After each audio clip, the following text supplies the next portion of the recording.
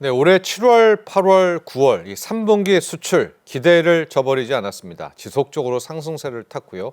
올해 연간 역대 최대 수출 실적 가능할 것도 같습니다. 자, 하지만요, 올해는 좋았지만 내년 전망이 그리 밝지만은 않습니다. 특히 트럼프 2.0 시대, 우리에겐 큰 장애물이 되겠죠. 자, 우리 한국 경제 수출 전망 그리고 대응 전략은 어떻게 세워야 할까요? 이인철 참 좋은 경제연구소장과 함께 살펴보도록 하겠습니다. 안녕하십니까? 네. 자, 13일 통계청이 올 3분기의 무역 통계 결과를 발표를 했고요. 예상대로였습니다. 3분기 수출액 좋았었고 1년 전 대비 10.6% 늘어났습니다. 3분기입니다. 무역 통계 한번 정리해 주시죠. 그렇습니다. 이제 3분기라고 하면 이제 7월, 8월, 9월 통계인데요.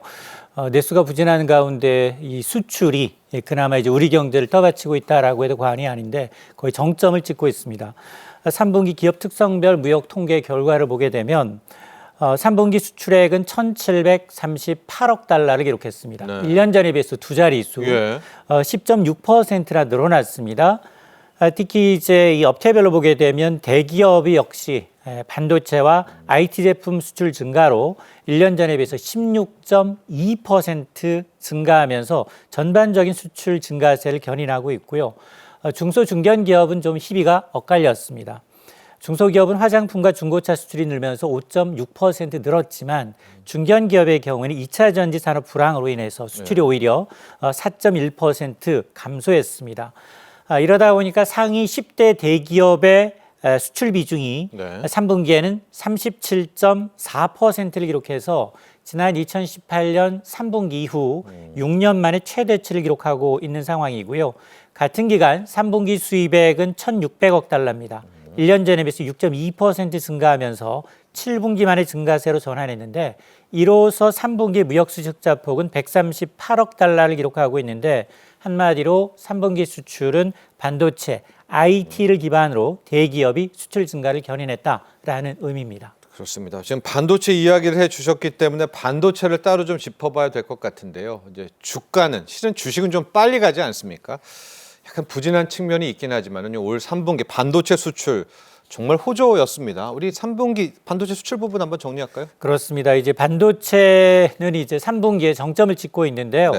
3분기 앞서 이제 대기업 수출의 경우에는 16.2%가 늘어났다라고 말씀을 드렸는데 품목별로 보게 되면 반도체가 수출 호조세를 견인하고 있습니다. 반도체는 13개월 연속 증가세를 이어가고 있고요. 지난 8월부터 11월까지 4개월 연속 월간 사상 최대 실적을 달성하고 있습니다. 특히나 이제 인공지능, 서버형, AI 반도체, 고대역폭 메모리 시장 수요가 성장하면서 대기업을 중심으로 반도체 수출 상승세를 견인하고 있는 상황이고요. 다만 올해 들어서 11월까지 총 수출은 사실 증가율은 8.3% 늘어났습니다. 그런데 반도체를 제외하면 증가율은 1.6% 거의 제자리 걸음하고 있는 상황입니다. 그러니까 수출 통계에서 이제 반도체 업종 한 업종이 주는 착시 효과가 상대적으로 좀 크다라는 의미인데 그러니까 대기업에서 반도체가 다 했다. 뭐 이렇게 보면 되겠네요. 맞습니다. 역대 이 최장기간 이어지고 있는 내수 부진, 그나마 이제 버팀목인 수출마저 이제 비상등이 켜진 상황인데요. 반도체 착시를 좀 걷어내면 수출은 이미 두 달 연속 마이너스를 기록한 것으로 드러나고 있고 특히나 이제 인공지능, 반도체 거품 논란이 여전한 데다가 지금 범용 반도체 칩 가격이 계속해서 좀 떨어지고 있는 게 확연히 드러나고 있습니다. 이렇게 되면 내년에는 반도체마저 좀 꺾이는 게 아니냐. 이렇게 되면 이제 수출 역시 차질이 불가피한 상황입니다. 그렇습니다. 이야기해 주셨지만 지금 11월 말 12월 초부터 우리가 뭐 메모리, D램이라고 하죠. 범용 반도체 가격이 정말 뚝뚝뚝 최근에는 더 많이 떨어지고 있어서 이건 이제 3분기 통계잖아요. 그래서 앞으로 내년 전망 좀 이따도 해보도록 하겠습니다. 그런데요, 소장님, 반도체를 약간 범위를 넓혀서 ICT까지 가보면 뭐 컴퓨터 주변 기기 여기까지는 괜찮은 것 같아요. 반도체 맞습니다. 플러스 ICT는 역군이었다, 수출 역군이었다 이렇게 봐도 되겠죠? 맞습니다. 이제 11월 ICT 수출은 이제 두 자릿수 증가세를 나타냈는데요. 205억 달러를 기록했습니다. 1년 전에 비해서 14.8%가 늘어서 13개월 연속 증가세, 특히 증가세를 나타내고 있는데 반도체도 물론 잘했습니다. 11월에 반도체도 30% 넘게 늘어서 124억 6천만 달러를 기록했지만 컴퓨터와 주변 기기의 경우는 거의 1년 전에 비해서 2배 가까이 98.6%가 급증했습니다. 예. 한마디로 반도체와 컴퓨터 수출이 견인했다라는 얘기인데 앞서 이제 반도체의 경우에는 AI 서버용 HBM의 이 고부가 가치 수출 품목이 늘어났다면 지금 반도체 이외의 이제 컴퓨터 경우에는 컴퓨터 주변 기기 내 이 보조 기억 장치 수출 확대로 인해서 11개월 연속 수출이 늘어나고 있습니다. 반면에 다소 아쉬운 점은 디스플레이가 한 20% 넘게 수출이 좀 줄었고요. 네. 스마트폰도 6% 넘게 수출이 감소했습니다. 통신 장비도 3.8% 줄어들면서 이 지금 이 ITC 관련 품목 가운데에서도 희비가 좀 엇갈리고 있는 상황이고요. 지역별로도 보면 등락이 좀 심한데 미국의 경우에는 1년 전에 비해서 대미 수출이 47.5% 네. 늘었습니다. 유럽연합과 베트남도 5% 넘게 큰 폭의 증가세를 보이고 있지만 그러나 일본과 중국의 품목은 오히려 지금 마이너스로 감소세를 보이고 있는데요. 특히 대중국 수출은 반도체가 57억 달러로 1년 전에 비해서 1.8% 소폭 늘었지만 휴대전화, 디스플레이가 감소하면서 대중 전체 수출은 2.2%가 줄었습니다. 네. 한마디로 지난달 ICT 분야는 반도체와 컴퓨터를 중심으로 견조한 성장세를 보이면서 80억 6천만 달러 무역수지 흑자를 달성을 한 겁니다. 자, 여기까지가 3분기였고요. 아직 4분기 통계는 안 나왔겠죠. 하지만은 11월 말까지는 정리가 좀 됐습니다. 11월까지 한번 볼게요. 11월 수출입 동향을 좀 보면 무역 수지도 괜찮고 11월까지 누적으로도 지금 수출 실적이 꽤 많이 올라왔습니다. 6,800억 달러가 이제 역대 최대라고 하는데 지금 이제 관건은 6,800억 달러를 또 제치면서 우리가 앞단 7천억 달러 이야기를 했는데 어떻습니까? 지금 11월까지 통계를 보면 올해 수출은 전반적으로 얼마 정도가 될지 좀 예상이 될까요? 그렇습니다. 아마 이제 2022년 우리나라 사상 최대 수출 실적이 6,836억 달러였거든요. 아마 올해는 연간 수출이 2020년 사상 최대를 넘어설 것으로 예상이 되고 있습니다. 말씀하셨던 것처럼 1월부터 11월까지 누적 수출액은 6,222억 달러입니다. 예. 1년 전에 비해서 8.3%가 늘었고요. 산업연구원은 연간 수출액 전망치를 6,855억 달러 정도로 보고 있고 수출입 은행은 4분기 수출만을 놓고 보면 증가율은 다소 떨어지지만 약 7% 이상 늘어날 것으로 예상을 하고 있습니다. 문제는 이제 월별 수출 증가율을 좀 보게 되면 네. 둔화세가 조금은 이제 뚜렷하게 나타나고 있는데요. 월별 수출 증가율은 지난 7월만 하더라도 13.5% 두 자릿수에서 네. 11월에는 1.4%까지 급감한 상황입니다. 대외적으로 중국 경기 부진과 미국의 보호무역지 강화가 중장기적으로 수출에는 이제 리스크 요인인데요. 자동차, 철강, 2차 전지 그동안 이제 수출을 좀 견인했던 주요 품목들의 감소세가 이어지고 있는 상황이고 한마디로 이제 올해 수출은 이제 고부가 가치였던 반도체가 견인하면서 역대 최대 실적을 달성할 것으로 기대가 되지만 그러나 이제 수출 증가율 둔화세와 대외 불확실성으로 인해서 내년 이후 수출이 지속 성장 가능할 것이냐 이 부분에 대해선 다소 회의적인 분석이 나오고 있습니다. 그렇습니다. 올 11월까지가 우리 좀 노크를 보면 일단 7천억 달러는 안 될 것 같습니다. 그래도 6,855억 달러 더 힘을 내면 한 6,900억 달러 역대 최대의 실적의 한 해를 보낼 것 같다. 여기까지는 이제 저희가 긍정적이고 좀 밝은 측면을 봤고요.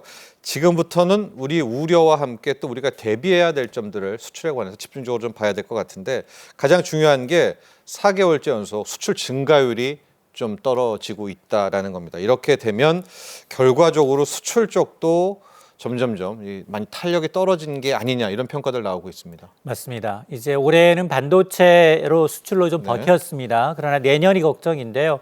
우선 이제 우리나라의 최대 교역국은 여전히 지금 미국과 중국입니다. 네. 그런데 최근 들어서 이 교역국 1위, 2위 대미 수출 둔화세가 뚜렷해졌는데요.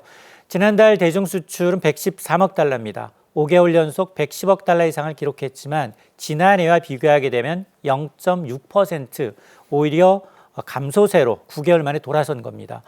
대미 수출 역시 104억 달러로 3개월 연속 100억 달러를 넘겼습니다만 전년에 비해서는 5.1% 줄어서 15개월 연속 플러스 행진을 멈춰야만 했습니다.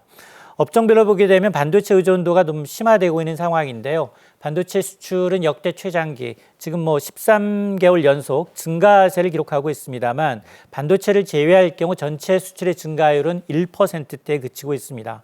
반면에 그동안 지난해 반도체를 대신했던 자동차가 지금 두 자릿수 넘게 감소하고 있는데요. 13.6% 수출이 줄었고요. 일반 기계, 2차 전지도 18%에서 무려 26%. 4분의 1 토막이 나다 보니까 수출의 이제 증가세가 현저하게 좀 둔화되고 있는 양상인데요. 내년 수출 시장이 좀 녹록지가 않습니다. 중국의 경기 침체, 여기다 이제 미국의 보무 역지가 한층 강화될 수밖에 없는 상황이어서 2025년 연간 수출은 올해보다는 증가율이 둔화될 수밖에 없는데 지금 현대경제연구원은 올해 전반적인 수출이 한 8.2%가량 늘었다면 내년엔 한 3분의 1 정도 수준 2.7% 증가에 그칠 것으로 내다보고 있습니다.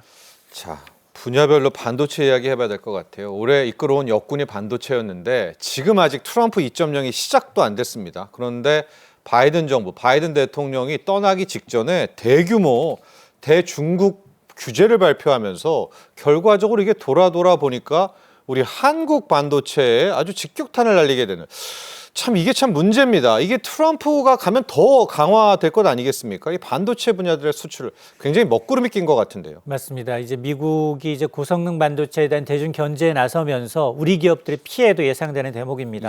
미국은 12월 말부터 이른바 이제 HBM 고대역폭 메모리 중국 수출을 통제하고 있습니다. 상대적으로 지금 이 삼성전자의 경우에는 로엔드 이 인공지능 칩을 중국에 수출하고 있습니다. 아마 삼성전자의 이제 이 로엔드 HBM 매출 중국의 비중이 한 20%선 내외로 이제 추정이 되고 있는데요. 아직은 사실 이 고세대, 5세대 이제 HBM3E의 경우에는 엔비디아의 품질 테스트 중에 있고 경쟁사인 SK하이닉스의 경우에는 다행히 지금 이제 중국행은 없고 대부분 이제 엔비디아 행이기 때문에 SK하이닉스의 경우에는 좀 이번 미국의 이 규제에 대해서 좀 피해 나가겠지만 삼성전자의 경우에는 지금 아직은 로엔드 제품이 중국으로 가고 있기 때문에 타격이 좀 불가피한데 다만 이제 이 지금 SK하이닉스의 제품뿐만이 아니라 지금 이제 경쟁사인 이제 마이크론 역시 지금 엔비디아를 뚫었습니다만 삼성전자는 빨리 엔비디아의 이제 5세대뿐만 아니라 내년 이제 6세대의 경우에도 빨리 좀 엔비디아를 좀 뚫어야지만이 수출 다변화를 통해서 이런 대중국 수출을 좀 피해 나갈 수 있는 그런 이제 발판이 될 것으로 보입니다. 다시 한번 말씀드리면 이번에 이 중국 관련한 반도체 규제는 바이든 대통령이 한 겁니다. 근데 트럼프 집권으로 가면 더 강해지겠죠. 그 전에 이렇게 강도가 높였고, 참고로 마이크론은 중국 수출을 안 하거든요. 그러니까 자국 감싸기 같은 느낌도 들고, 우리 삼성전자, SK하이닉스 우리만의 대비책도 있어야 될 것 같습니다. 교묘하게 이제 오히려 미국 반도체 패권을 더 옹호하는 그런 전략인 것도 같다, 이런 지적도 있어요. 맞습니다. 사실 이제 인공지능 칩 HBM은 이제 없어서 못 판다라고 할 정도로 지금 호황인데 대부분 SK하이닉스 그리고 삼성전자, 마이크론이 사실 독점하고 있는 상황입니다. 미국이 대중 수출에 나서면서 이제 삼성전자는 좀 타격이 예상이 되고, 또 한국은 이번 제재에서 주목할 점은 일본과 네덜란드가 예외 적용을 받았다는 겁니다. 이거는 이제 일본과 네덜란드는 이제 미국의 화이트리스트 국가 적용을 받으면서 규제 적용을 면제받았는데요. 사전 협의를 통해서 이런 이제 이 적용을 좀 피해 나가고 있다라는 건데, 따라서 우리도 이제 미국 정부의 협상력을 통해서 이런 예외 규정을 좀 적용받을 수 있도록 물꼬를 좀 터야 할 것으로 보이고요.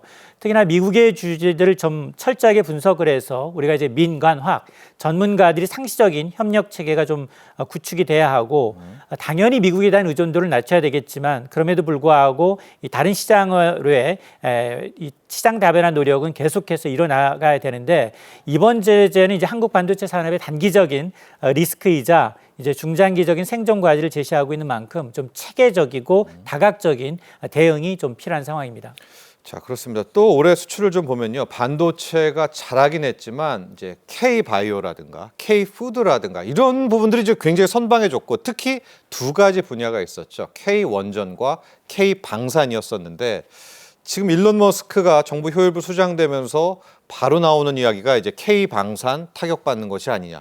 우리 K원전과 K방산 내년 수출 어떻게 될까요? 그렇습니다. 이제 정치적 불확실성 때문에 이제 K원전, K방산 네. 수출에도 먹구름이 들이우고 있는데요. 사실은 이제 원전이나 방산의 경우에는 민간 기업들이 이 협업도 있겠습니다만 정부가 굉장히 중요한 맞습니다. 역할을 합니다. 예. 그래서 이제 체코 원전 본계약도 내년 3월 앞두고 있습니다. 대형 프로젝트가 진행 중인데 또 K방산 역시 수출 증가세가 지속이 되고 있지만 글로벌 경쟁이 좀 심화되고 있고요. 예. 정부 지원이 공백이 리스크로 좀 부각이 되고 있는 상황입니다. 따라서 정부는 이제 해외 수주 과정에서 지속성을 좀 확보하기 위해서 외교적 지원을 좀 강화해야 하는데요. 한덕수 총리 대행 체제로 전환된 만큼 권한 대행으로서 정상 외교에 좀 힘써야겠습니다. 다행히 한 총리 대행이 지금 조 바이든 미국 대통령과 전화 통화를 통해서 한미 동행이 굳건함을 과시했다고 하니까 아마 이제 트럼프 이 행정부와의 정상 외교에 전력을 다해야 되는데요.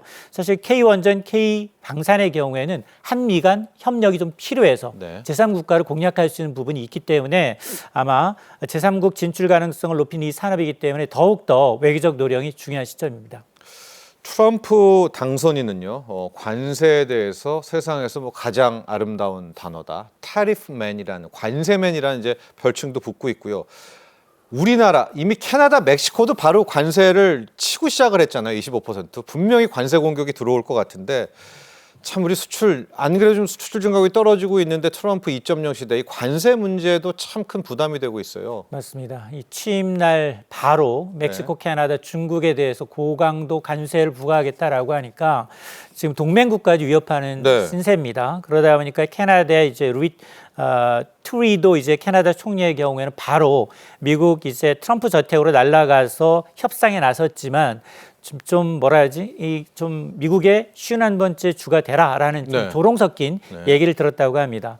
이러다 보니까 캐나다의 경우에는 이제 이에는 이 눈에는 는 보복 관세로 대응하겠다라는 내부 방침을 정한 것으로 네. 보입니다. 네. 일단 2018년에도 경험이 있습니다. 캐나다의 경우에는 미국의 철강, 알루미늄 관세에 맞서서 미국의 정치적으로 좀 민감한 품목이라고 할 수 있죠. 네. 케첩과 같은 이제 식품에 대해서 관세를 부과하면서 이 정치적 압박 효과를 확인했기 때문에 이번에도 아마 이제 캐나다는 이런 것까지 플랜 B로 네. 생각을 하고 있는 것 같고요.